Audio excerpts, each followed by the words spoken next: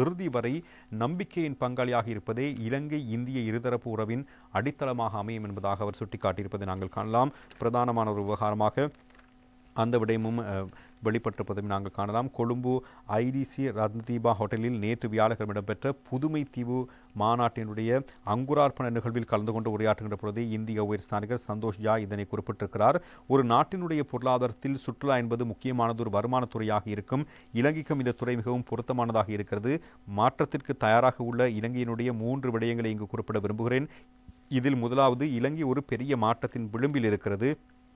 இங்கு நடைபெற்ற 2 தேர்தல்களிலும் மக்களின் அபிலாஷைகளும் எதிர்பார்ப்புகளும் புதிய வெளிப்பாட்டை கண்டறிந்திருக்கின்றன.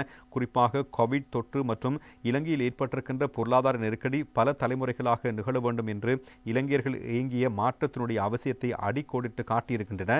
இரண்டாவது விடயமாக, இந்த புதுமை தீவு மாநாட்டுடைய 3 கருப்பொருட்களாக நீலம், பச்சை மற்றும் குரோமியம் ஆகியவை மாற்றத்திற்கான தேடலில் இலங்கைக்கு மிகவும் பொருத்தமானதாக இருக்கிறது.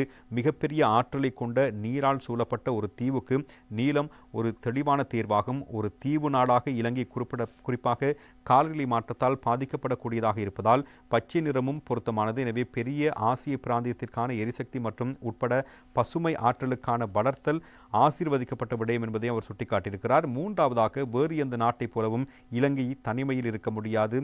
மறு உலகமயமாக்கலின் புதிய சகாப்தத்திலும் கூட உலகளாவிய இணைப்பு மற்றும் ஒன்றுக்கொண்டு சார்ந்திருத்தல் ஒரு வழக்கமாகவே இருக்கிறது என்ற விடயத்தினையும் அவர் சுட்டிக்காட்டியிருக்கிறார். இந்தியாவை பொறுத்தவரை அயலகத்திற்கு முன்னுரிமை என்ற அணுகுமுறையின் அடிப்படையில் இலங்கையுடனான இணைப்புகளை வலுப்படுத்துகிறோம். இருதரப்பு உறவுகளை ஒற்றுமையின் கொள்கைகளை அடிப்படையாக கொண்டவையாகும். இறுதி வரை நம்பிக்கையின் பங்காளியாக இருப்பதும் இலங்கை இந்திய உறவினுடைய முக்கிய ஒரு பகுதியாகும் என்பதை தெரிவித்திருக்கின்றார். பாதுகாப்பு, சுகாதாரம், கல்வி, துறைமுகங்கள் மற்றும் விமான நிலையங்கள், விவசாயம், மீன்வளம் போன்ற பிற துறைகளிலும் ஈடுபாடுகள் அதிகமாக இருக்கின்றன. வரலாற்று நாகரிகத்தின் இரட்டையர்களாக எங்களது கூட்டாண்மை என்பது ஒரு தேவையாகவே இருக்கிறது. எனவே இலங்கை இந்திய உறவு என்பது ஒரு தேர்வாக அல்லாது வரலாற்று பிணைப்பாக இருக்கிறது என்பதான விடயத்தினையும் அவர் சுட்டிக்காட்டி பேசியிருப்பதையும் நாங்கள் அவதானிக்கக்கூடியதாக இருக்கிறது.